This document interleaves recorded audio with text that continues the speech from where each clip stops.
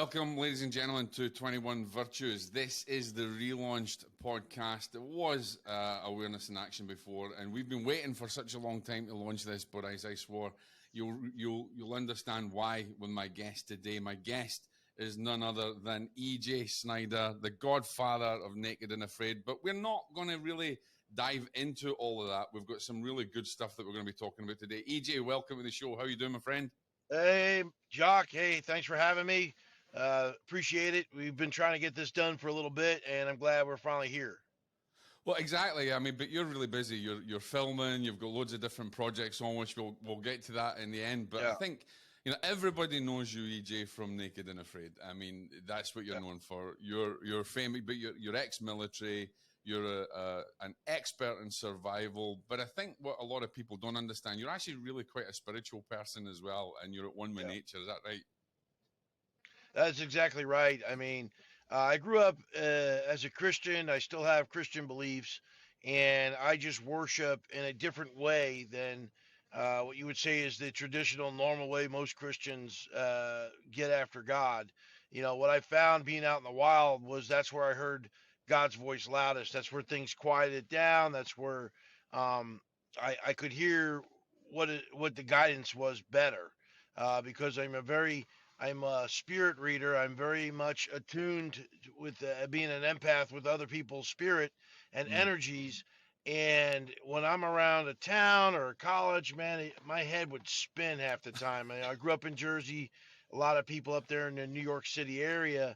And so I didn't understand it until later on in life what was going on. And then once I got out in the wilderness, I could calm myself and I could really do some real good spiritual self work on myself with prayer and meditation. And so, the wilderness is my church, and that's where I go and worship a lot. It's one thing we talk about here now is this is the first episode of 21 Virtues, and one of the things that I wanted to change from what we had before was talking about our mindset and our spiritual values, our spiritual warrior values. Do you think that being at one with nature, helped you with your mindset, especially when you were going through the stuff on the television and all the different survivor shows that you did? I mean, it must take a formidable amount of mindset to be able to do, a warrior mindset to do what you do. Yeah, I mean, I've always had a positive mindset my whole life, and the military just kind of put that warrior mindset on me through what we do there. And then being out in the wilderness, and being very spiritual and understanding that to survive the wild, you have to have a strong mindset and an unbendable will and good spirit, because there'll be down times out there where you want to just throw in the towel a lot. And people always ask me, it's how do you, 206 days out there now, just on that one challenge, Naked Afraid. Yeah. And they're like, how do you just, how do you basically spear your testicles, stitch them up and say, hey, that's okay. Let's just forget the numbing medication. Let's just stitch it up so I can get back to work. It's just who I am. It's, now, did you have obviously, even as spiritual warriors or having a warrior mindset, there's always times that we, no matter how strong we feel, that we waver. Have you had times like that in your career, even within the military or being out in the wilderness, that you've ever wavered and thought, I guess for a game of soldiers? Yeah, no. I mean, I can't think of many times in my life where I've ever had that. I've had a lot of stuff come against me, but I just, I look at it as, some people, they'd rather be dead than uncomfortable. I'm like, sheesh, at least if I'm uncomfortable, I know I'm alive and I can keep swinging and figure something out. And I always say there's always one more thing you can do in a survival situation. Same thing in life, positive mindset. You just keep after it. Because when you give in, you give up, that alternative, I just can't fathom it. For me to say I threw in the towel or I quit. Now you may beat me. I always say I never lose. I either win or I learn. So in every situation, I like that. There's a lesson in that. And so going through adverse times and tough times, I tell people all the time, you don't do people favors coddling them. Hard times are going to come. you don't do anybody a favor by calling them. Hard times come, hard people last. So going through these trials and tribulations through your life, whatever it is, a bad relationship, um, a tough time at school, tough time on the job, all those things build us up for what's next. So I'm always excited about what's coming through the lessons we learn. And then when I learn one of these lessons, it's like, whoa, all right, where's my reward? And I just, I've had some time. I've just never. When you bring in doubt and fear, which is a negative, Yeah. it's a stressor, but it's a negative in life. It's a negative energy into any situation. You're putting yourself up against a wall right away. So I try to keep that stuff out of anything I'm dealing with, no matter how bad somebody's Mm. irritating me in a situation, whether it's out in the survival things that you've seen or in life. Yeah. I just try to say a little quiet prayer for him and just keep moving and say that's not my drama, that's not my bag. I'm just gonna figure out how do I keep moving forward and how do I change the way I'm dealing with you now so that it's beneficial for both of us. And if we can come to terms, great. If not, I mean, because it's pretty stressful out there. You see a lot of times on Naked Afraid on the XL version where we have group survival going on, and Mm. that's just part of survival. You've got to be able to have people skills, and some people just don't have people skills at all. They just don't know how to deal with people in general, and they just, it's my way, my way. Oh, look at me, I'm doing all this, I'm slaying all these things. We're eating, we're doing great stuff, and it's like, but you're missing the point. It's great that you want to feed everybody, but what about the other parts of survival? About keeping people in a good morale, keeping them comfortable, making sure everybody's taken care of, checking in on everybody. And that's just basic leadership, really. I notice a number of times that you tend to watch and you tend to sit back and analyze the situation because while everybody's going like this, Yeah, you tend to pull back and just watch and see what's happening. yeah. Is that something you do for? Life. I I, was going to I, say life I, because I've that's always been a people watcher. Like I yeah. remember as a young guy, I used to sit in the mall and I'd watch people walk around and I just watch them. It was like human TV. It's like live TV. I find it so interesting because you can learn a lot, not just by watching people, Mm, but even animals, and you just watch what they're doing. And you can learn a lot from people just watching them and listening, and then you say, okay, I understand what makes you tick. Now this is how I got to just push a few buttons to get you to do what I need you yeah. to do as a leader. And it really, that kind of stuff, in leadership, it's about motivating people to get them to do what you need them to do to complete the mission. And, a lot of times, you don't have to be the loud person in charge. You can just quietly, push that button and push that Yeah. button, and you put your assets where you best need them for the group. And I do it all the time out there, and I people, they're noticed. like, oh, they don't even realize it. And a lot of people out there, what I've experienced, that have never been around the military or whatever, you know, they don't realize they need to be led, and they may not want to be led by some militant guy. So you got to, I've had to change up the way I lead people because in the end, they definitely need to be they need to be led, and oh, I don't need any of that. I'm a free spirit and all this. Yeah, okay, that'll But why? get you that'll get Why you do only you so think? far. Why do you think? Or I mean, I don't mean this in negative any way. Anybody's Yeah, listening out there, but we're both military guys, so we're going to call you civilians. But why do you think civilians or civilian friends and people out there live in a constant state of fear? Most people live in a constant state of fear and a constant state of negativity in the world. because they're never because they've either been you don't come into this world as a baby with any of that. That's a learned thing. So you either learned it Perfect. through your Hmm. upbringing, through your people that you're surrounded with, and I just don't do negative, and I won't keep negative people in my life. Hmm. I just daggone won't. It's not healthy, for one, especially if you're a spirit worker. It's not healthy. But they've either learned that habit or something happened to them in their life that's caused them to have that fear that they've not. You've got to deal with those things. You've got to put them to bed so you can move forward in life, because what that becomes is a spiritual anchor, and it Yeah. holds you back. And I think, and a lot of civilians, they just, in the military, they train us and teach us to stay calm, in tough situations, to be cool, calm, cool, and collective in very stressful and difficult situations. Because military mindset, people think we make life and death decisions that I've brought out there to my survival and wilderness adventures. I make decisions in milliseconds, life or death decisions in milliseconds. Where a normal person, they're gonna, oh, what's going on? They're gonna take like regular seconds and even minutes to think about it and figure out this problem.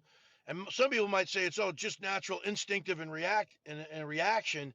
And in some things that's true when it comes to fighting and shooting and that stuff. Yeah. But when you're faced with a decision, do I go left or right? Left, I die. Right, I have a better chance of maybe making it.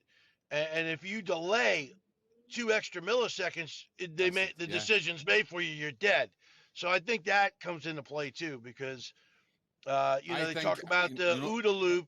The OODA loop in shooting is the time it takes from you to see your target or the threat, draw your pistol and lay rounds down range, and you try to, if you can complete that OODA loop within 3 seconds or less, preferably 1.5, you'll never give somebody else, a chance to help you die for your country. You give them the chance to do that for theirs. But and I take that same OODA loop concept when you're out in the wild and all of a sudden there's a grizzly bear charging you.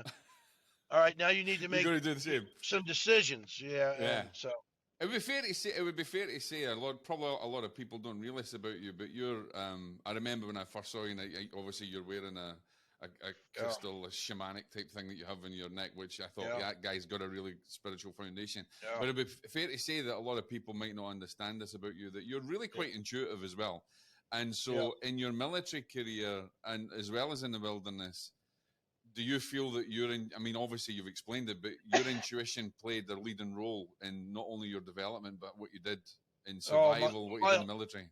My whole life, I've had been granted gifts from God. Probably in the Bible, there's 7 gifts of God. I probably have all of them, but only have been aware or understand how to control about 5 of them. And that intuition and intuitiveness has kept me alive, not only in battle, but out in the wild. And then this necklace my mother made for me well over 3 decades ago, and I lose everything. But this has an arrowhead in it, which represents my warrior spirit, and a little bit of a throwback to my heritage. Is I've got some Native American blood in me and some Viking blood. And then there's a crystal that reminds me to keep my mind, body, and spirit clear, and it helps with my prayers. And then there, on top of it all, is a moldavite stone. A moldavite is a piece of a meteorite. It landed in Yugoslavia some 14.5 million years ago. They've only been able to mine a ton of it out of the earth in all that time. And it's just broken up, right? So it's little pieces. And only points of light on this earth, guiding lights, are supposed to have them. And each piece has an owner. And so when you get yours and you have it, if you're not supposed to have it, they say, and I've heard this, but it's never happened to me because this is my piece. Negative things will happen to you. You'll have bad dreams. You can't be around it because it is it's an extraterritorial, extraterrestrial. It's not of Earth, so it's come from the heavens. And if you're not supposed to have it, you'll lose it or it'll lose you. I literally left this in Iraq with my interpreter for 2 years. I was, I reborn, I recommitted to my faith to Christianity while I was over there. And my interpreter was a Muslim, Kurdish guy, Ahmed, and we were very close. And I was leaving him after 15 months. And I was really sad about it. But he wanted to become an American citizen, which he's still working on. He's here in the U.S., been here for several years now. But I took this necklace and I handed him and says, Ahmed, this has brought me a lot of luck over the years. It's really kept me safe. Here, hang on to it. And you see if you can get it. Maybe you become a citizen. And one of my best friends from the Army, I have several really good close friends in the Army. He came back. I left for about a year. And then he went over there, and then he did his year tour. And when he came back, he said he drops it on my desk. He got back and said, "Hey Lou, hey, welcome back." He drops it on my desk. I said, "Oh shit, what the hell?" And he's like, "Oh, Ahmed had a dream, and Allah said you're supposed to have this." and I've had it. I was like that. Just talk about testing something to find Yeah. its way back to you. And actually, very recently, um, I had this earlier in the week. I was before I came back here. Uh, I I had it on. I misplaced it and couldn't find it, and I was freaking out. And then Jeez. I was like, man, how am I going to sleep tonight? I don't know where this thing's at. I don't know what happened to it. I remember touching it the other day. And then I was like, you know what? Maybe it's time I'm supposed to not have it. Maybe it's There had you go. its time with me and it's going to either go to somebody else or something else is supposed to come to me. But it was the first time since I've had it that I stopped panicking. And in the morning when I couldn't find it, I made peace with it. I said, you know what? If that's the case, that's I'm supposed to have it. It's okay. I've settled with it. And then lo and behold, less than like 5 minutes, 10 minutes later, I find it. It fell down behind behind the thing there, and I said, oh my God, look here it is. Oh, and so I didn't mean I wasn't really panicking, but it was like this thing's been with me a long time. So I know that took up a It's part bigger of part. you. Yeah. It's part of you, and it's part of your story, and I Yeah. understand that.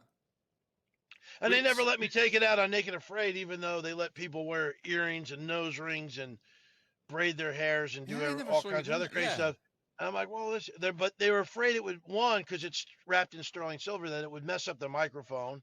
But right. two, it's like an arrowhead. It's like, oh, it gives you an extra item, and you can, and they were kind of right because I could have taken the wire off I was going to and say, made some fish hooks, and then I would take the cord and I could, make a bow drill with it. But, because I always think that way. Everything is a survival use in my and life. and So, that kind of leads nice on actually because you have a course that is out that I can wholly recommend to everybody. It's survival, but it's in the modern day. It's not going out into the wilderness and things like right, that. right. And I took that course. Obviously, could all to write about it and support it because I believe in it. But you can see elements of obviously your spiritual nature within that as well, and being at one in Right. nature. And so you've taken survival to the extreme, and then brought it right into the urban living Yeah. environment for every man, woman, and child.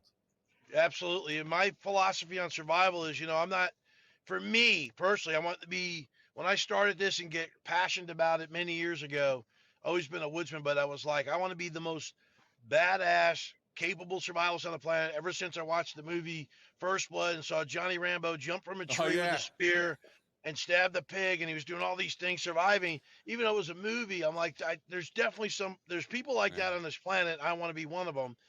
And that drove me to join the military and then eventually to do survival stuff. And then I wanted to be able to go out with just a knife. Not saying everybody else can do it, but to get to that capability should be like the ultimate goal for everybody. But maybe physically, some people they can't do it. So I teach survival for the everyday Joe or Joan. And mm, that's, because you're going to have gear. The world flips, let's face it. There'll be rubble around. You'll be able to grab stuff. But I just wanted that for my self confidence level mm, to go out with just a knife and be able to survive. But then for everybody else, I don't want to build the next Bear Grylls or Cody Lundin. I just want to build the very next best you. And so yeah. that's where all my survival classes are set up for that. So that's what we're teaching you. And then two, I want you to, like for instance, we did the ultimate bug in home defense course, that Yeah, it's guide, brilliant. and you took it. It's a Yeah, video that you can find at ejsnyder.com. And I it's think we got, brilliant. By the way, yeah, we might have a little sale going on with it, but it teaches everybody how to prepare for disaster, any type of natural disaster, survival situation that may come your way in your own home. And how do you keep it, defend it? How do you keep it safe? And then we go through all the 5 Ds of defense. And it's and you really go into just the mindset. You go into the mindset of people as well mindset, because that's morale.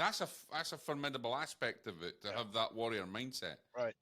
And so, yeah, we have that too, and all that's in the guide. I mean, folks, if we're trying to turn it into a book, but I mean, it's a foundation because there's a lot of tentacles with that course that you can get into, like, oh, how do I stock my shelves? How do I do this, do that?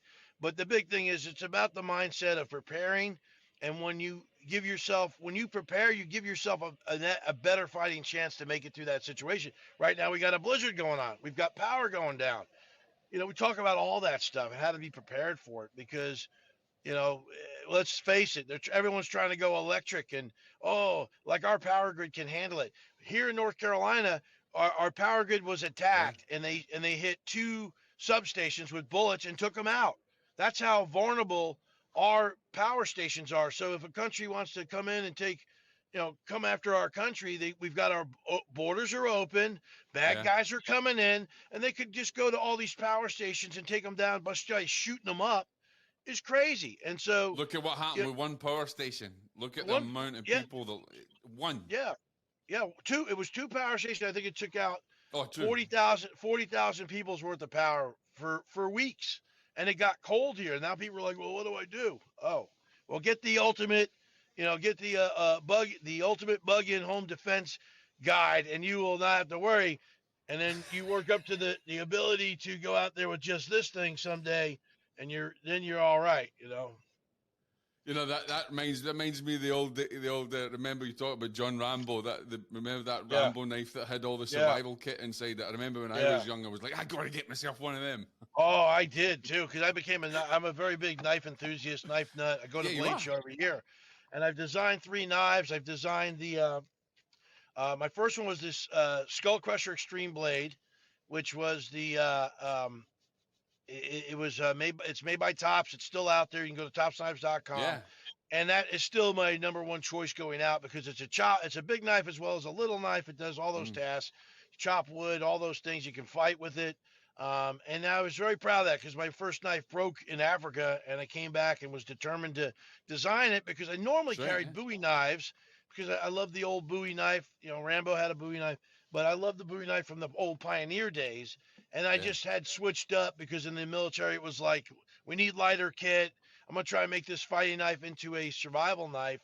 And then I designed a compatibility blade with it, the SXS, because every great action hero needs a sidekick, the Skull Crusher Extreme Sidekick, which is a good little beast in itself. But then I collaborated because I wanted to honor the woodsmen of old, the pioneers, and I wanted to do a collab with a Bowie knife. And this is a different kind of Bowie knife. People might say, well, you don't have this top guard here. It's got a crooked spine, but it fits the classification of a Bowie knife. But this is what I call is a mountain predator survival combat Bowie. So it's there for the woodsman, the survivalist, the hunter, and anyone in the military.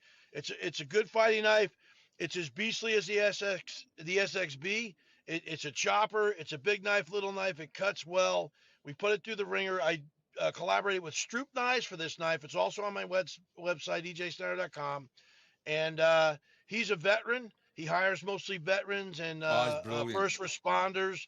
Yeah. A lot of them are, going through some stuff, and they come in there and they work on knives, and he's really expanding. He does good quality work, but it's very unique. You could see that little chinting he does there. Every knife that's nice. hand done. So every knife, even though they cut it, they grind it and all that, is a custom knife because it's individually cared for.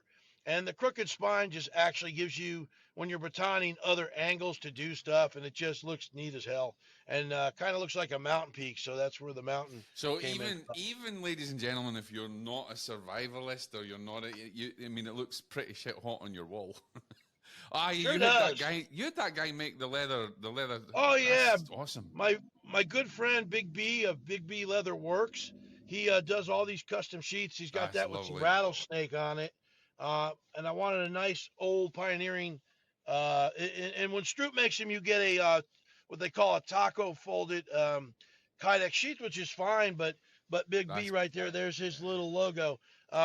He does some really beautiful work, and I had him do one for my SXB, like an old Pioneer type sheath with a side sleeve for my little compatibility blade, and then he put a little pouch on there so you could put like an Altoids tin in there with whatever you want, survival stuff, sharpening stone, whatever. So now, obviously, we know you're a spiritual guy and you've learned skills in the military and stuff, but obviously you've learned skills from indigenous skills. Yes, sir. From natives and stuff like that. Where do you? Probably a bit of a double-loaded question, but which native indigenous skill set do you rely on the most, or have you learned from the most, have most respect for? I gotta say, I've been to Thailand a few times, and I learned from the Thai Rangers had this little survival course that we took from them, and those guys are amazing. And then I was with Ed Stafford on First Man Out. We were developing his new series that he's had. It's like on season 3 now. First Man Out with Ed Stafford, where two survivalists come together. Well, Ed brings in a survivalist, and we race on a survival race challenge, doing survival as you go, trying to win the race. We were up in northern Thailand, and we were in this village for trying to build this thing. When you're creating a challenge like this for TV, you just don't go out there and let's go wing it. We had a lot of planning for it, at least with the pilot episode, and then you shake out the bugs, and then you just mirror it for the rest of the episodes. So I was brought in to help consult and help build this thing. But we were in this little village up in the mountains of northern Thailand for about a week, and these guys, man, they were teaching us all kinds of stuff. Very good, especially with bamboo. I found them very intriguing. My friends down in Peru in the Amazon, they're great stuff. And then over in Colombia, same thing. Anyone that's getting out there in the wilderness, absolutely amazing. And then over the years, when I was younger, I've had some teachings from some different Native American friends. I learned how to track from a Cherokee Indian, just different aspects of because wherever I go in the world, when I would get stationed, I love history, and I love learning about the area, and I try to dive myself into that culture. I was stationed in Hawaii for 8 years, so that South Pacific region, I learned a lot of survival skills from some Samoan friends of mine out there. I get so intrigued by how other people, especially indigenous people, but even more so how people ancient, like years ago, maybe thousands, tens of thousands of years ago, how did they live in this area during their time? Because they had no technologies. They had their technologies of their days. Exactly. And they don't have, what I find fascinating, EJ, is they don't have the illnesses and the mind crap that we have in the Western world. Right. I mean, some of these indigenous tribes have never heard of heart attacks and cancers and stuff like that. They're living even still. Yeah. They live very simple, and in some ways I'm very jealous of them because I'm glad we have this technology. It's a way to get information out and word out, but it can also be a hindrance. And man, there's nothing like when I go out on these Naked Afraid challenges and know I'm going to be out there for 60 days, and here's a cell phone, turn it off, drop it in the bag, give it to them to secure. Unplugging, just unplug for a weekend. Just leave your phone in the car, go out camping, don't touch it, and just try it for 3 days and see what magic will happen. It's one of the things I've maintained when I've given talks and things, I say to people that you have got to unplug, because if you're going through bad times, especially with veterans that are suffering, you and I are really passionate about helping veterans and things, and veterans that are suffering PTSD, everything else they go through, and even young women who have been abused and things. It just to take that time away from everything and go to nature brings a whole new spiritual revolution to your mindset. It gives you the answers that you're looking for. And it will, when you unplug like that, it's a body cleanse. It's a body clock cleanse. It will just reset you completely. Your internal wiring gets reset. You connect to your spirit again. Your brain cleanses out. It's amazing what nature can do, and nature's an amazing way for people to heal. That's why we have veterans go out there and they hike the Appalachian Trail and do the whole trail. Absolutely, the AT Trail. I got a friend of mine, ex-Marine from back in the day, fought in Falklands, and him and his brother did the AT Trail. Steve's a big shout out to Steve, my friend down there. He's in North Carolina. Nice. Great guy, and he just that's what he did. You just got to get out there, and you got to get. And I always say to people, nature is where it is. Yeah, I think there's a book out there I heard somewhere, I can't recall, but it's called Walk Off the Wall or something. But there's a lot of veterans that take to the trail to do that. And just make sure you're ready and you're safe, and you got your basics covered. And, the biggest thing I tell people that go out on the AT, it's amazing how many people just get lost just walking 200 meters off the trail, and they can't get back, and then bad things happen. make sure you get a little basic survival and basic first aid training before you get on the trail, just so in case something happens. I mean, the AT is the one trail that we have in our country that you get off the trail, you can pretty much find civilization and or some help somehow. Yeah. There's a few spots that are a little, yeah, they'll even tell you, hey, there's no water source for 100 miles or whatever. And then you'll know you just got to dig down a little bit more. But like if you go out on the PCT, a lot less, and then the Continental Divide, even way more or less. So you got to have a good plan. It's all about planning. Have you ever done any? I'm just going to ask it. Have you ever done any survival challenges in Scotland, in the Scottish Highlands? No, I wish I could have. I That'd be was freaking. in the UK several years ago. Maybe it's been about 4 or 5 years now. And I trained with Stephen Kelly. We ran some classes for kids, and we did some other events, and got to hang out in Dartmouth and some other Oh, Dartmouth, spots. aye. Yeah, and I found it amazing. And we were trying to get up to Scotland. It's one of the places I really want to get Yeah. to see the Scottish wilds. Yeah. And matter of fact, even Ireland, I want to get out there too. So that's definitely on the planning for sometime soon, I hope. So you think? So what's for you for the future? You think? I mean, obviously you're finished with Naked and Afraid. Maybe we don't know, but Right. you're finished. Never say never. Never say never. But you've got. I mean, you've got plans and ideas for your own show that you're trying to work on, survival shows and things like that. Yeah. What are you planning to do? Well, right now the big thing is I'm working on some business ventures that I'm working with investors right now to close out. One of them is my own company, EJSnyder.com, Skull Crusher LLC. And what I want to do is this last year we've been revamping the website and doing a lot of legwork to get ready to self-sustain. And what I mean by self-sustain is being able to film my own creative stuff. I'm a very creative person. I have a good eye for the camera. We've got a good videographer waiting to go, and we're going to do a lot of guerrilla style filming, but we're going to put it up on my my YouTube channel. Yeah. Messages are coming in here on this phone. I'm on my phone, and I'm like, what is that? Get out of here. And like I said, I'm waiting on some big investments to come in. So it's like, is that it? So if there's any other investors out there want to invest in EJ, now's your time. Yeah, you better jump on the wagon before the percentages start really getting tight. But we're going to go on my YouTube channel. It got hacked. I lost a bunch of subscribers at one point. Like I was up to 100,000 sometime, and then it got hacked, and they deleted my account, and it was a big mess. But I'm rebuilding my YouTube channel. So go to Survive with EJ, subscribe to my channel. I'm putting up content all the time, not just survival lessons, but life lessons, living life. But on there, we're going to do these. I've got 3 different series I'm going to put up there for people to watch. So you don't kind of want to miss the alerts when we get ready to do those. It's going to be called The Edge of Survival. It's going to be me out there just doing stuff sometimes. Sometimes I'll bring some of my survival friends in, like Jeff Zouch, maybe Kat Bigney, and do it together, and maybe in a dual survival fashion.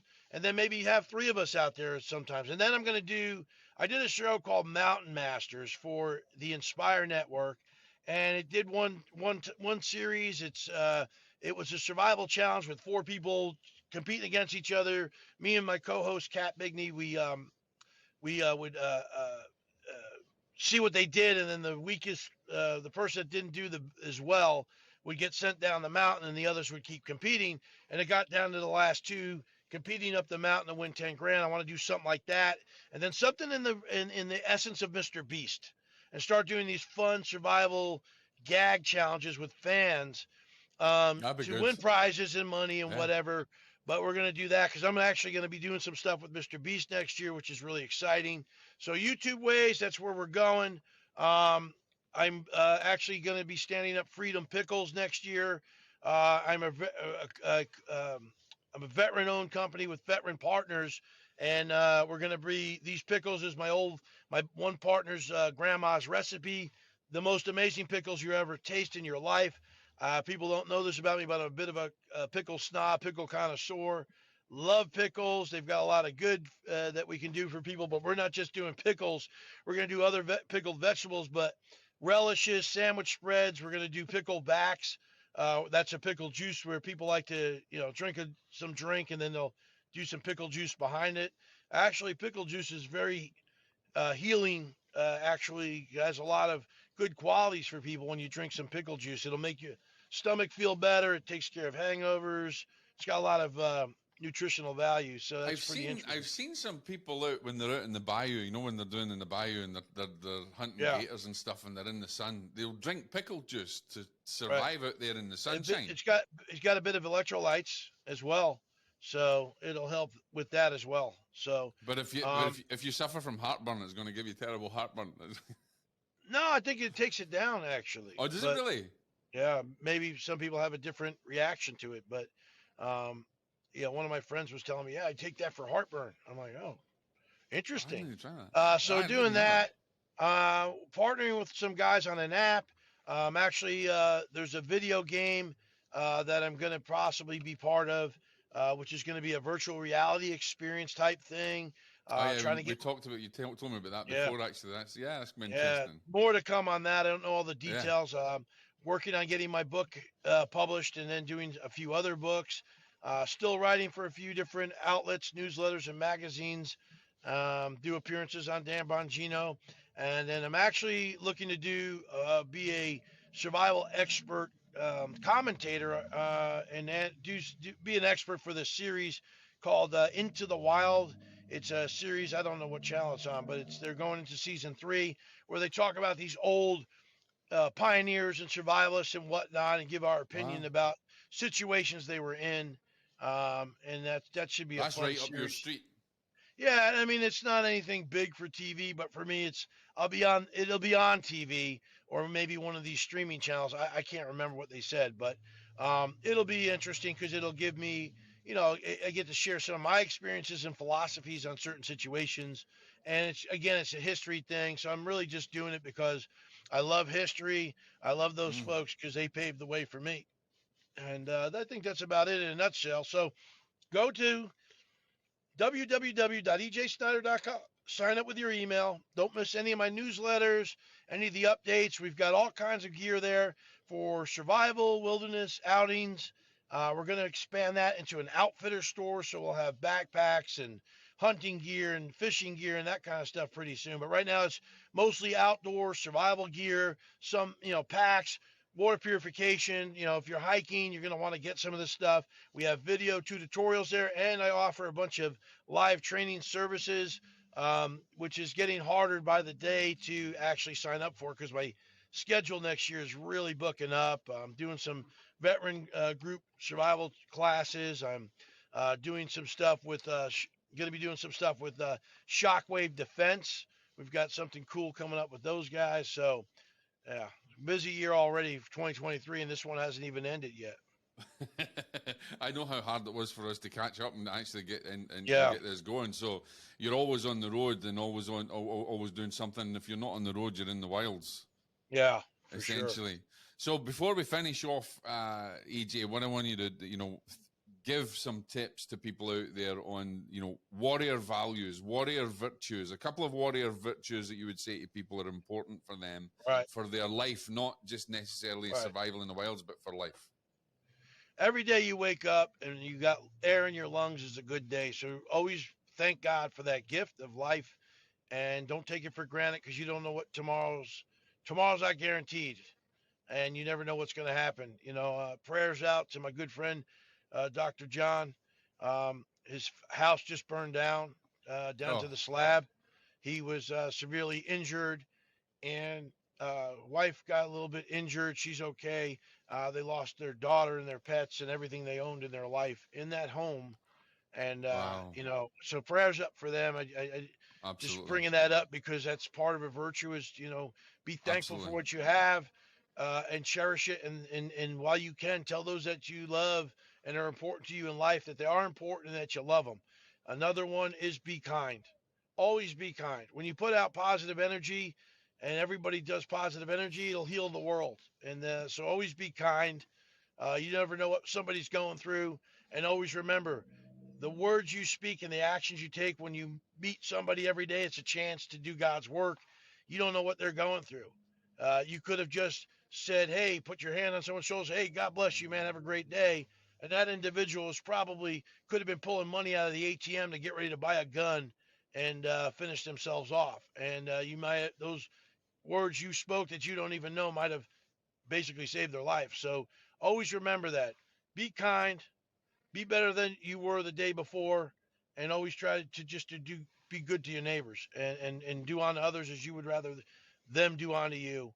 And just stay out of the drama and the gossip. Man, social media, all you faceless avatars with your little Go for cartoon it. pictures and your little fake names, and you sit there with your opinions behind your keyboard shield and you're Amen. typing with your little finger swords. Stop being it. Don't be a dick. Stop being an asshole. I love it. I You love know what I it. mean? I've been, bullying is something I grew up with as a kid. It's probably helped me with my mindset, my fighting styles, and everything Yeah. else. But there's other ways of bullying and being on there thinking, yes, I fought and defended the right for you to have freedom of speech.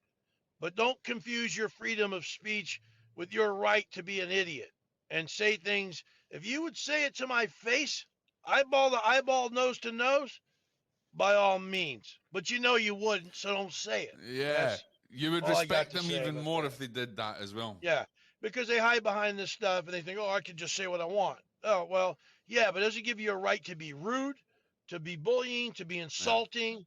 That's one thing people got to understand. Yes, so, alone and naked afraid, and then, even first man out, we're out there really doing that stuff, and we're in the elements and we're doing it. And we're actual people. We're not cartoon characters. We're not actors. Nothing scripted. As you hear all these rumors about, oh, it's scripted. They help them out. None of my experience out there, none of that goes on. So we are actually real people with emotion. And you can say all you want. Well, you put yourself on TV, you're a public figure, you can't take it. No, I got fucking armor. I've got Kevlar skin, harder than a rhino skin. Some other people don't, do they? But still, words and the tongue can be very sharp like a sword. So keep it sheathed. Be nice. Be constructive in your criticisms. I respect that way more. Anyway, I hope everyone's doing well. I'm not going to end it on a negative. Everyone, That's awesome. Go out there, be the best you can be. Know that you're important and you matter. And get the right positive mindset going in life. Never give up. Remember, there's always one more thing you can do in any situation. Sometimes you might have to sit back and think about it and weigh some of the options, and then get after it. Get after life and suck the bone marrow out of life. There you go, guys. Now you're saying, thank you, EJ, for being on here today. I'm glad we waited so that I could get 21 Virtues launched. This means a lot to me, especially supporting veterans, people who are struggling in their mindset. You've seen another side of EJ. It's not all just about Naked and Afraid. You've seen the spiritual side of him. You've seen the spiritual warrior side of him as well. Learn from his experience. Learn from him. Learn the skills. Go and take the online course. I did it. Absolutely awesome. Brilliant. Loads of skills that you can learn. And keep in touch. Make sure that you go to his website, ejsnyder.com. Keep in touch with him. And, this man will help you through a lot in your life. And there's a lot of, people say, well, I can't go out and do all this. Well, you can learn. People learn from videos and whatever and books.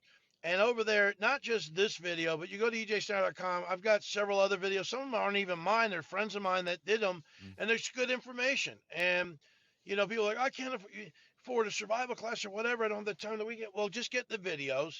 I teach in a matter that's very simple for the everyday Joe or Joan. My outdoor survival skills class, they're like, oh, my God, it costs that. Yeah, it's actually 11 films I filmed during the summer of COVID, and we put them together in one package. You can buy them for streaming in little packages, but it's not like 14 hours of EJ Snyder with my personality and humor and the way I teach, and you can just watch it. It's in segments and say, oh, let me go out and practice what I just saw, and then you come back and you watch the other parts of it. So it's really, I made it very user-friendly, that one, and then there's a whole bunch of other videos that my friends have done that will teach you anything you want to know. And I think, to be honest, ladies and gentlemen, to watch this, if it helps to change your mindset in any way, it's done its job. Yeah. Or Because save your that's life. what it is. It save You your can't- life. I mean, You can't put a price on that. survival starts in the mind and it ends in the wilderness, and it ends outside. It's always in the mind, and spiritual survival is where you start from and where you'll end from. So all the skills in between you want to learn from this man and his friends as well. And it'll keep you safe, it'll save your life, and it might even make your life a little bit easier. So There you go, EJ, John. EJ, awesome having you, brother. I will be speaking well, to you John. soon. I know that you're on the road again, and I will link up with you later on. God bless, my friend. All right, everyone. Survive on. Yeah!